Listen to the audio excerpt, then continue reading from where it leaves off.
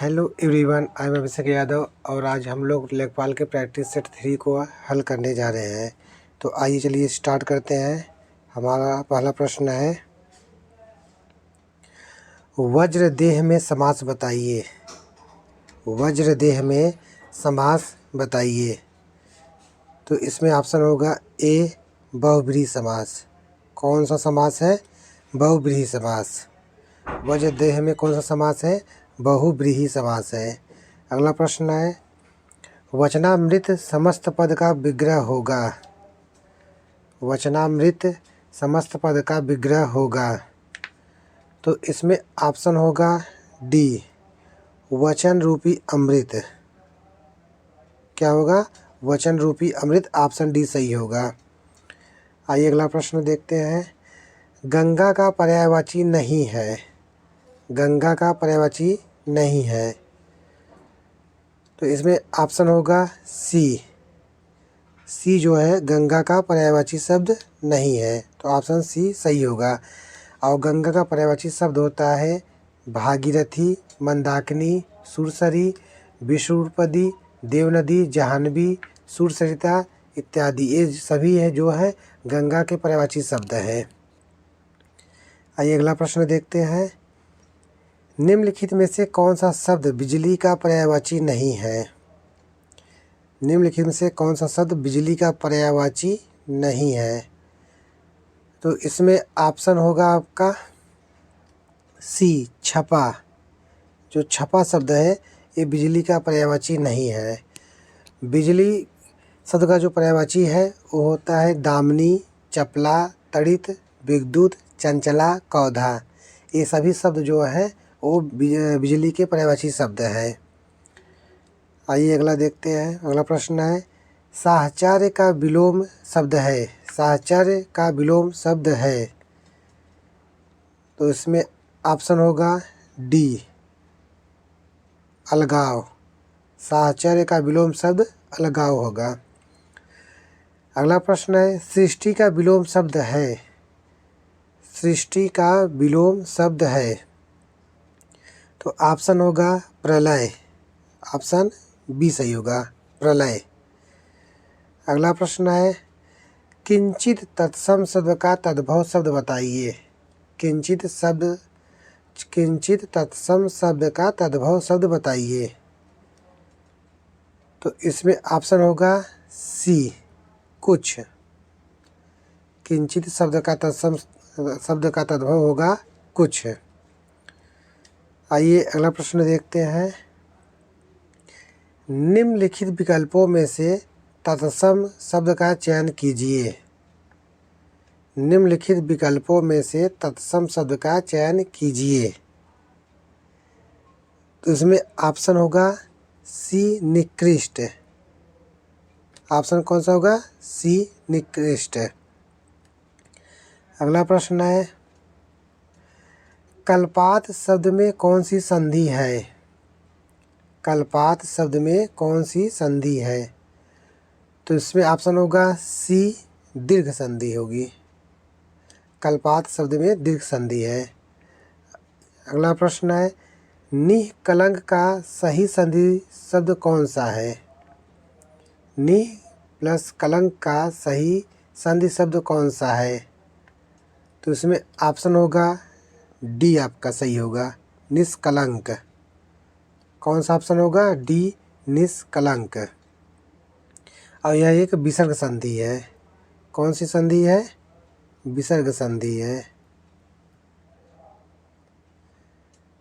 अगला देखते हैं प्रश्न हमारा है, जो अपने स्थान या स्थिति से अलग न किया जा सके। जो अपने स्थान या स्थिति से अलग न किया जा सके। तो ऑप्शन होगा हमारा ए, अच्युत। कौन सा ऑप्शन सही होगा? ए, अच्युत। इसमें क्या है, जो अपने स्थान या स्थिति से अलग न किया जा सके उसे अच्युत कहते हैं। और अटूट क्या होता है? न टूटने वाला। न टूटने वाला अटूट होता है। न टूटने वाला अटूट होता है। और जो अपनी बात से न टले उसे अटल कहते हैं। जो न टूटे या जो न टूटने वाला हो उसे अटूट कहते हैं, और जो अपनी बात से न टले उसे अटल कहते हैं, और जो दिया न जा सके, जिसको दिया न जा सके उसे अदेय कहते हैं। क्या कहते हैं? अदेय कहते हैं। अगला प्रश्न है, जो नभ में चलता है के लिए शब्द है। जो नभ में चलता है के लिए शब्द है। तो ऑप्शन होगा ए होगा खेचर। कौन सा ऑप्शन सही होगा? ए खेचर। जो नभ में चलता है उसके लिए एक शब्द होगा खेचर। अगला प्रश्न है, आधी आवे बैठ गवावे लोकोक्ति का उपयुक्त अर्थ है। आधी आवे बैठ गवावे, तो इसमें सही होगा ऑप्शन बी होगा। कौन सा ऑप्शन सही होगा? बी होगा। विपरीत परिस्थिति में उपयुक्त समय आने का इंतजार करना। आधी आवे बैठ गवावे का अर्थ है विपरीत परिस्थिति में उपयुक्त समय आने का इंतजार करना। अगला प्रश्न है, बड़ी बुराई करना छोटी से बचना का अर्थ को व्यक्त करने वाली कहावत है। बड़ी बुराई करना छोटी से बचना, तो इसमें ऑप्शन होगा ए। कौन सा ऑप्शन होगा? ए गुड़ खाना गुलगुले से परहेज करना। बड़ी बुराई करना छोटी से बचने को अर्थ को व्यक्त करने वाली कहावत है गुड़ खाना गुलगुले से परहेज करना, तो ऑप्शन ए सही होगा। कौन सा सही होगा? Option A. अगला प्रश्न है, निम्नलिखित में से विभक्ति संबंधी त्रुटि वाला वाक्य पहचानिए। निम्नलिखित में से विभक्ति संबंधी त्रुटि वाला वाक्य पहचानिए। तो इसमें ऑप्शन होगा ए, रामा घर को जाती है। कौन सा त्रुटि है? ऑप्शन सही होगा ए, रामा घर को जाती है। अगला प्रश्न देखते हैं, पति पत्नी के झगड़े का हेतु क्या हो सकता है? वाक्य का शुद्ध रूप लिखिए। पति पत्नी के झगड़े का हेतु क्या हो सकता है? वाक्य का शुद्ध रूप लिखिए। तो इसमें ऑप्शन होगा सी सही होगा। कौन सा ऑप्शन सही होगा? सी, पति पत्नी के झगड़े का कारण क्या हो सकता है? ऑप्शन सी सही होगा। आइए अगला देखते हैं कि प्रश्न है हमारा, एकाकिनी। एकाकिनी शब्द का लिंग बदले। एकाकिनी शब्द का लिंग बदले, तो इसमें ऑप्शन होगा सी, एकांकी। क्या होगा? एकांकी। ऑप्शन सी सही होगा। अगला प्रश्न है, सर्वदा एक वचन रहने वाला शब्द कौन सा है? सर्वदा एक वचन रहने वाला शब्द कौन सा है? तो ऑप्शन होगा बी, जनता। ऑप्शन कौन सा सही होगा? बी, जनता होगा, क्योंकि सर्वदा एक वचन में रहने वाला शब्द जनता ही है। अगला प्रश्न देखते हैं, प्रवीण के भाई ने प्रथम पुरस्कार प्राप्त किया, उपर्युक्त वाक्य में कर्म है। प्रवीण के भाई ने प्रथम पुरस्कार प्राप्त किया, उपर्युक्त वाक्य में कर्म है। तो इसमें ऑप्शन होगा डी। कौन सा ऑप्शन होगा? डी, प्रथम पुरस्कार। प्रवीण के भाई ने प्रथम पुरस्कार प्राप्त किया, उपयुक्त वाक्य में कर्म जो है प्रथम पुरस्कार है, तो ऑप्शन डी सही होगा। अगला प्रश्न देखते हैं, निम्न में वर्तनी की दृष्टि से शुद्ध शब्द है। निम्न में वर्तनी की दृष्टि से शुद्ध शब्द है, तो ऑप्शन होगा सी, अध्ययन। कौन सा ऑप्शन सही होगा? सी, अध्ययन। अगला प्रश्न है, मानक वर्तनी के आधार पर शुद्ध शब्द पहचानिए। मानक वर्तनी के आधार पर शुद्ध शब्द पहचानिए, तो ऑप्शन होगा डी, मृत्युदंड। कौन सा ऑप्शन सही होगा? डी, मृत्युदंड। अगला प्रश्न है, निम्न विकल्पों में से अनेकार्थक शब्द का चयन कीजिए। निम्न विकल्पों में से अनेकार्थक शब्द का चयन कीजिए। तो ऑप्शन होगा सी अंग। कौन सा ऑप्शन सही होगा? सी अंग।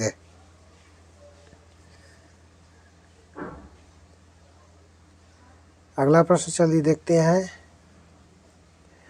निर्देश दिए गए निम्नलिखित गद्यांश के आधार पर प्रश्नों के उत्तर दीजिए।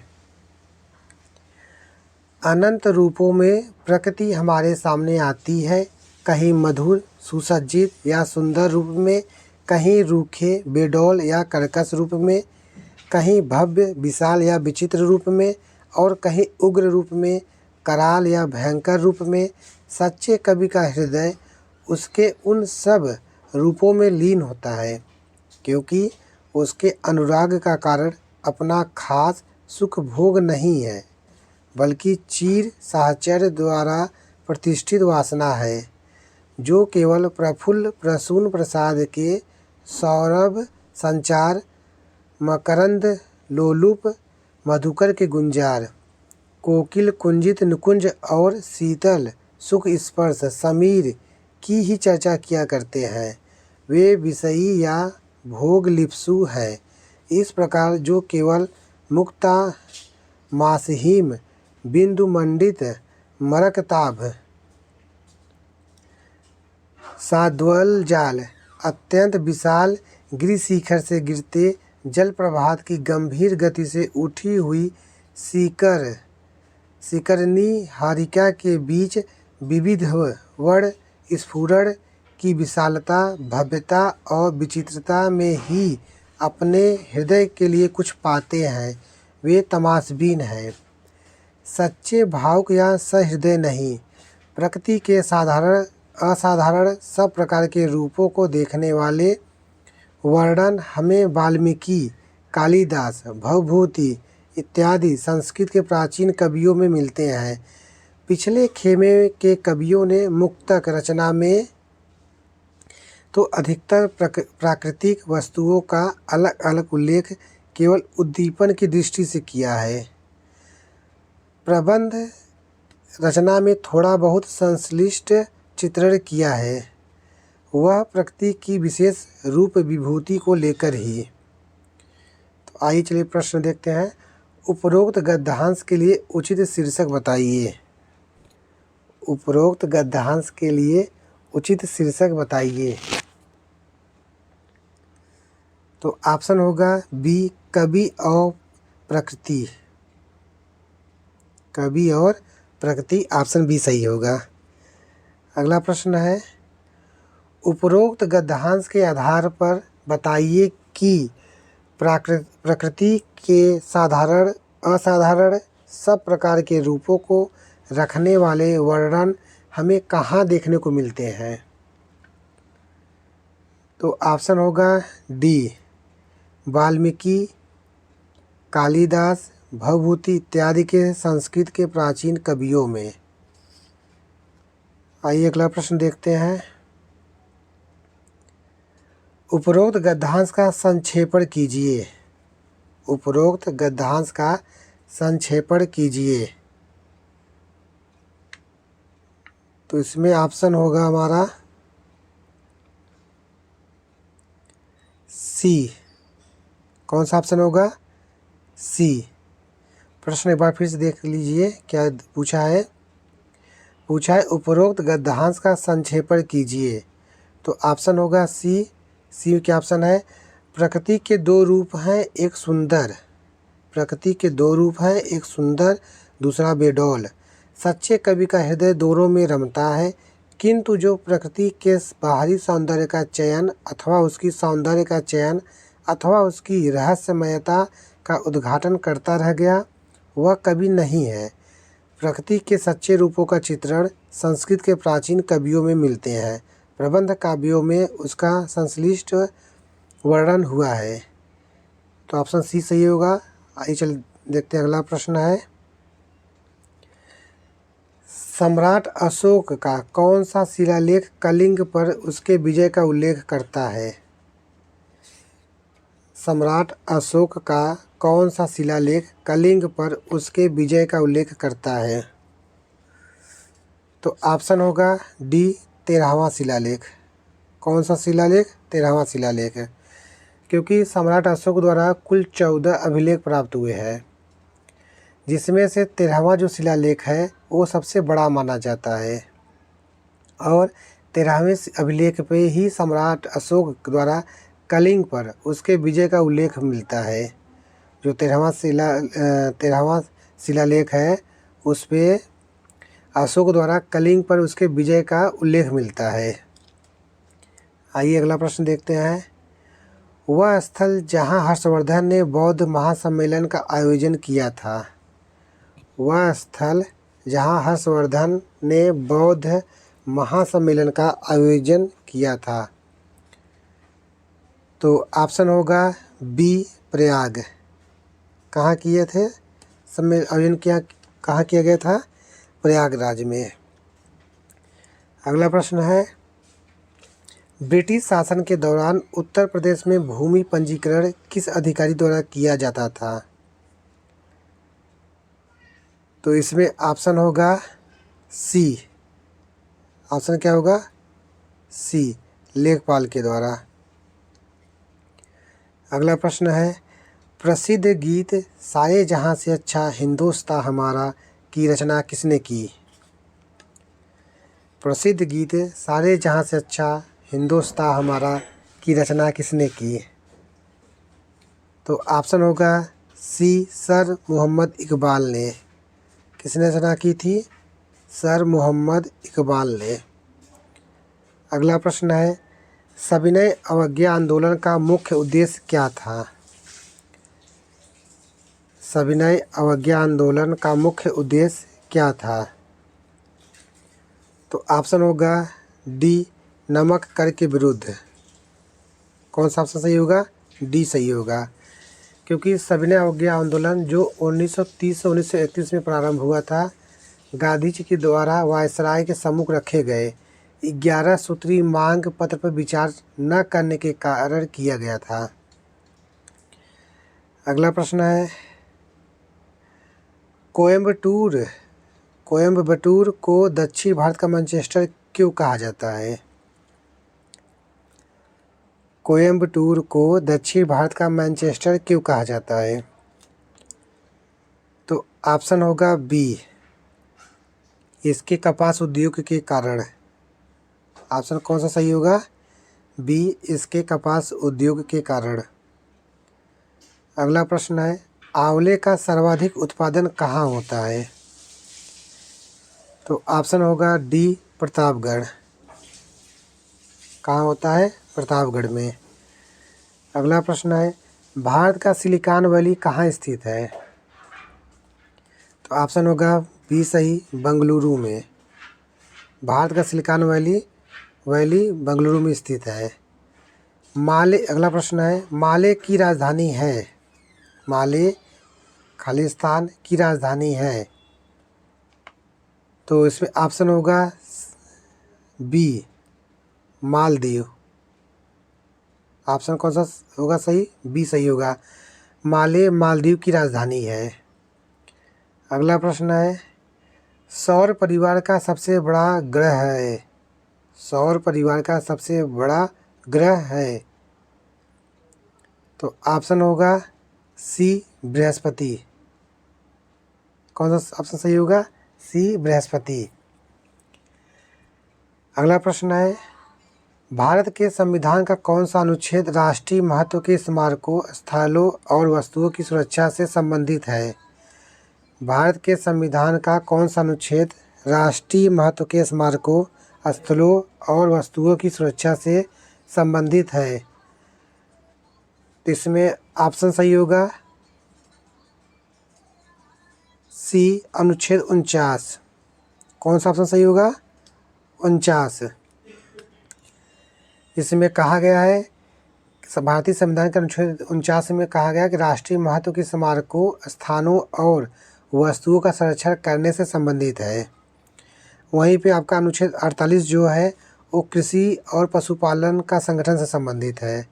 और अनुच्छेद 48 का या 48 से ये पर्यावरण का संरक्षण और संवर्धन और वन तथा वन्य जीवों की रक्षा से संबंधित है। वहीं पे आपका अनुच्छेद 50 जो है कार्यपालिका से न्यायपालिका का पृथक्करण में बताया गया है। अगला प्रश्न है, भारतीय संविधान का कौन सा अनुच्छेद अनुसूचित क्षेत्रों और जनजाति क्षेत्रों के प्रशासन से संबंधित है? तो इसमें ऑप्शन होगा सी, अनुच्छेद 244।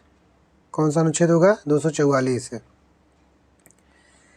अगला प्रश्न है, आयात निर्यात बैंक स्थापित हुआ था? तो ऑप्शन होगा बी, 1982 में। कब स्थापित किया गया था? 1982 में। ऑप्शन बी सही होगा। आइए अगला प्रश्न है, निम्नलिखित में से कौन सा रासायनिक परिवर्तन है? निम्नलिखित में से कौन सा रासायनिक परिवर्तन है? तो ऑप्शन होगा ए, पटाखों का जलना। पटाखों का जलना। अगला प्रश्न है, सागर की गहराई को मापने के लिए कौन सा उपकरण इस्तेमाल किया जाता है? सागर की गहराई को मापने के लिए कौन सा उपकरण इस्तेमाल किया जाता है? तो ऑप्शन होगा ए, फैथोमीटर। ऑप्शन ए सही होगा, फैथोमीटर। अगला प्रश्न है, इलेक्ट्रॉन की खोज का श्रेय किसे जाता है? तो इलेक्ट्रॉन की खोज का श्रेय किसे जाता है?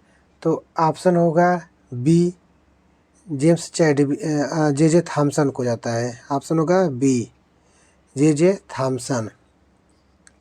क्योंकि इलेक्ट्रॉन की खोज जे थॉमसन ने किया था, प्रोटॉन की खोज गोल्डस्टाइन ने किया था, न्यूट्रॉन की खोज जेम्स चैडविक ने किया था और जबकि नाभिक की खोज रदरफोर्ड ने किया था।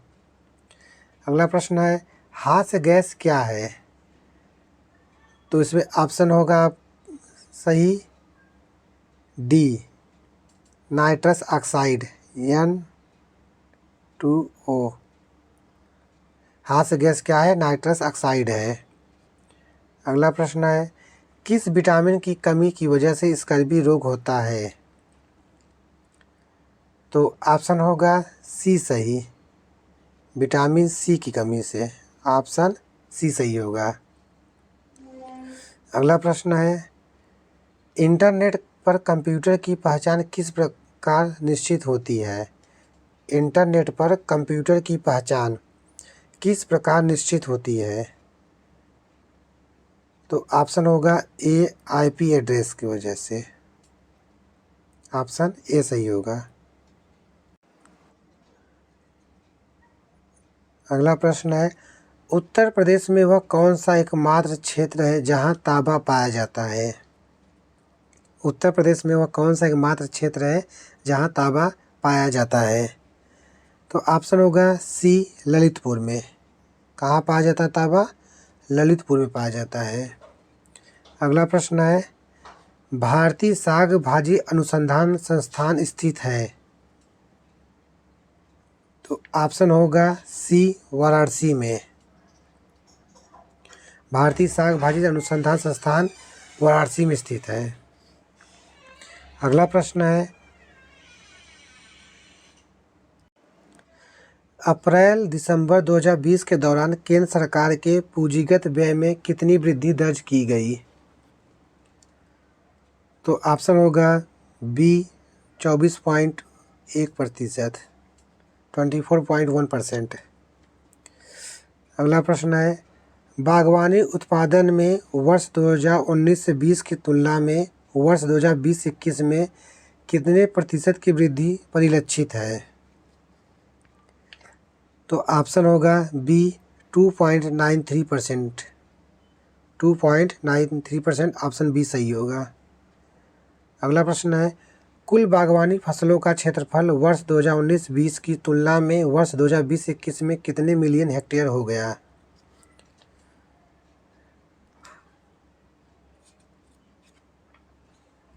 तो इसमें ऑप्शन होगा डी सही। ऑप्शन डी सही होगा, 27.23 million hectare, 27.23 million hectare. Option D सही होगा। अगला प्रश्न है, निम्नलिखित कथनों में से सत्य कथन का चयन करें। विशेष इस्पात के लिए उत्पादन संबंध प्रोत्साहन योजना संबंधित है। तो इसमें ऑप्शन सही होगा डी, उपरोक्त सभी। इस विशेष इस्पात एक मूल्यवर्धित इस्पात है, यह भी सही है आपका। उक्त योजना से 68,000 प्रत्यक्ष रोजगार समेत 5,25,000 व्यक्तियों को रोजगार प्राप्त होगा। इस योजना का क्रियान्वयन 5 वर्षीय अवधि में किया जाएगा। इसमें सभी ऑप्शन सही है। अगला प्रश्न है, केसर के पौधे का कौन सा भाग उपयोग में लाया जाता है? केसर के पौधे का कौन सा भाग उपयोग में लाया जाता है? तो ऑप्शन होगा डी, वर्तिकाग्र। ऑप्शन डी सही होगा, वर्तिकाग्र। अगला प्रश्न है, जाबो ग्रामीण खेती करने का तरीका कहाँ विद्यमान है? तो इसमें ऑप्शन होगा बी सही, नागालैंड में। कहाँ विद्यमान है? नागालैंड में। NPK के किस अनुपातिक प्रयोग की संस्तुति की गई है?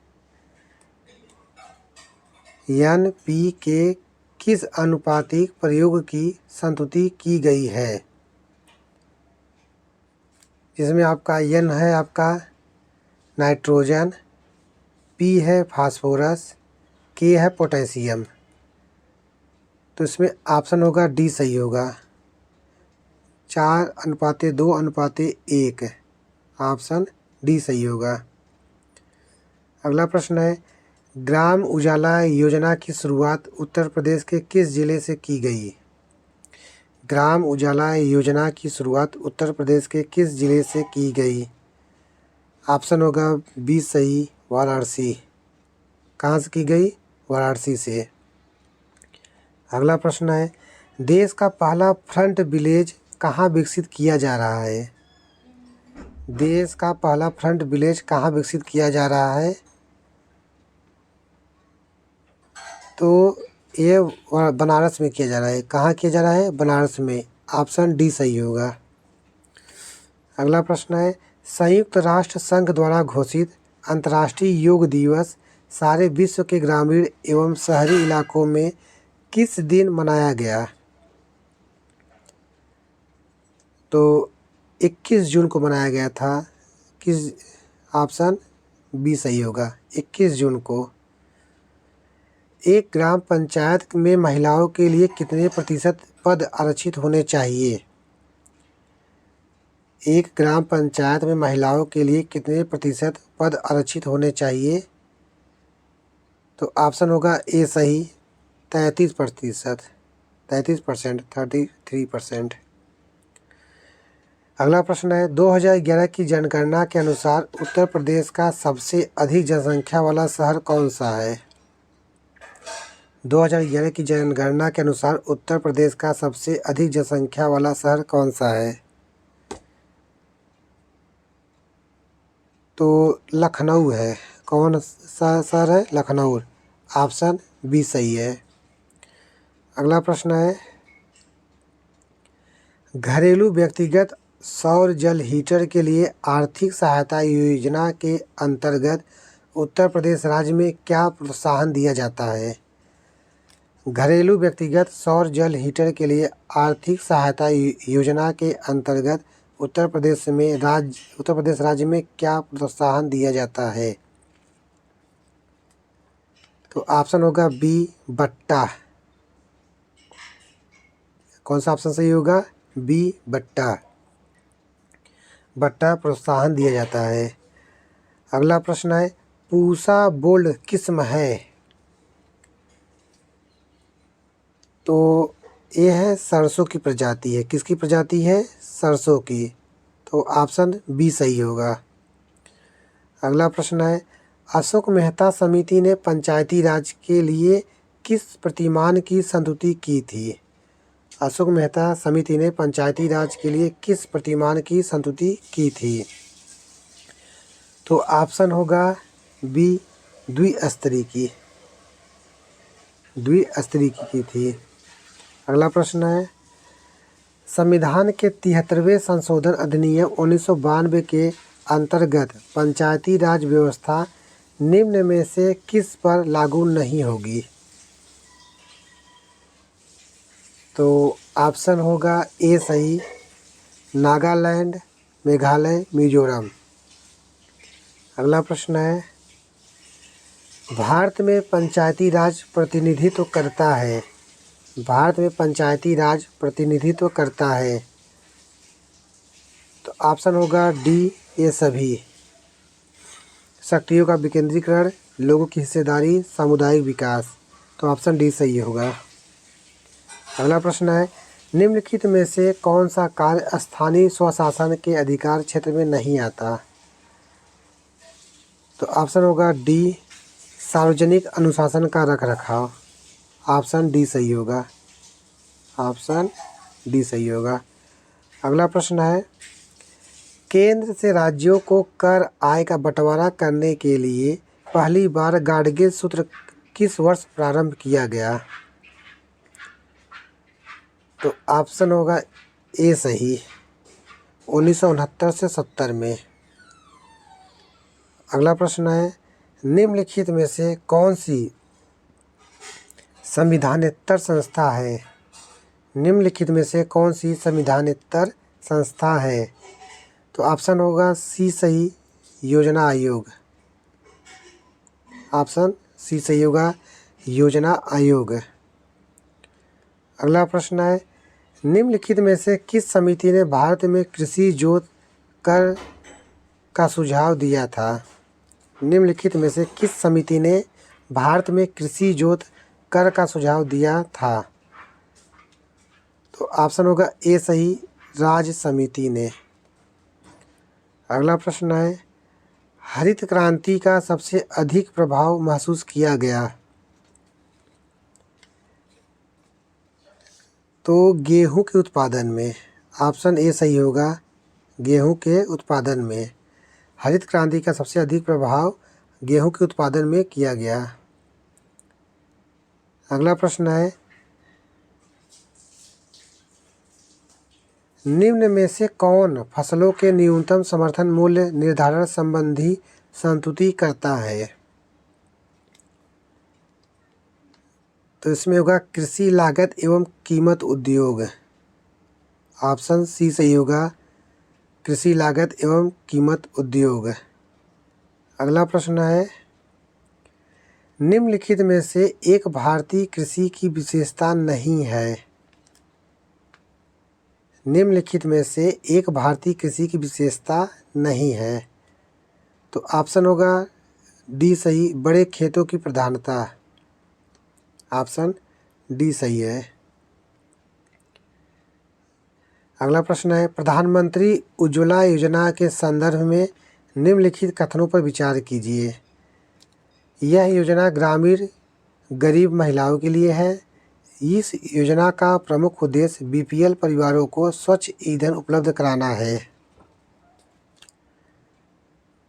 तो ऑप्शन होगा इसमें डी, केवल 2 सही है। इस योजना का प्रमुख उद्देश्य बीपीएल परिवारों को स्वच्छ ईंधन उपलब्ध कराना है। तो ऑप्शन डी सही होगा। अगला प्रश्न है, सूची 1 को सूची 2 से सुमेलित कीजिए तथा अपने उत्तर नीचे दिए गए कूट से चुनिए।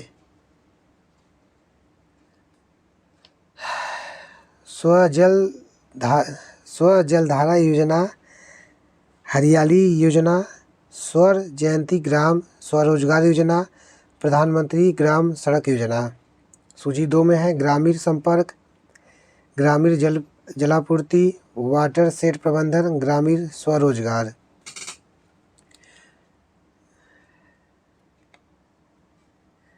तो इसमें जो स्वजल धारा जो योजना है, ये ग्रामीण जलापूर्ति के लिए है। स्वजल धारा योजना ये ग्रामीण जलापूर्ति के लिए है। और हरियाली योजना जो है वो वाटर शेड प्रबंधन के लिए है। किसके लिए हरियाली योजना है? वाटर शेड प्रबंधन के लिए। स्वर्ण जयंती ग्राम स्वरोजगार योजना ये ग्रामीण स्वरोजगार के लिए है। किसके लिए है? ग्रामीण स्वरोजगार के लिए। प्रधानमंत्री ग्राम सड़क योजना ये ग्रामीण संपर्क के लिए है। तो ये ऑप्शन 1 हो जाएगा इसमें। तो सब मिला कौन सा ऑप्शन सही होगा? तो ऑप्शन इसमें डी सही होगा। ऑप्शन डी सही होगा। अगला प्रश्न देखते हैं।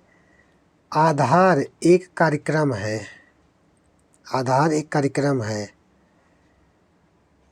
तो इसमें कौन सा ऑप्शन सही होगा? इसमें सही होगा भारतीय नागरिकों को पहचान उपलब्ध कराने के लिए। तो इसमें ऑप्शन सी सही होगा। कौन सा ऑप्शन सही होगा? सी। अगला प्रश्न है। हमारे राज्य में 1090 को किस नाम से जाना जाता है? हमारे राज्य में 1090 को या 1090 को किस नाम से जाना जाता है? तो इसमें ऑप्शन सही होगा बी। नहीं, इसमें ऑप्शन सही होगा सी, वुमेन पावर लाइन। किस नाम से जाना जाता है? Women power line. Option C सही होगा। अगला प्रश्न है। स्वावलंबन योजना निम्नलिखित में से किस उद्देश्य की पूर्ति करती है?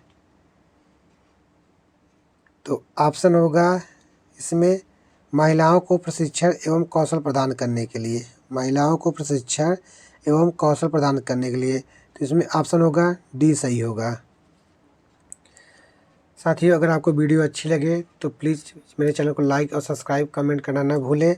और सभी लोग कमेंट करके बताइए कि किन लोगों का कितना क्वेश्चन सही हो रहा है और कितना क्वेश्चन गलत हो रहा है। तो प्लीज़ कमेंट करके बताइएगा कि किसका क्वेश्चन सही है और किसका गलत है। तो आज के लिए इतना ही। जय हिंद साथियों।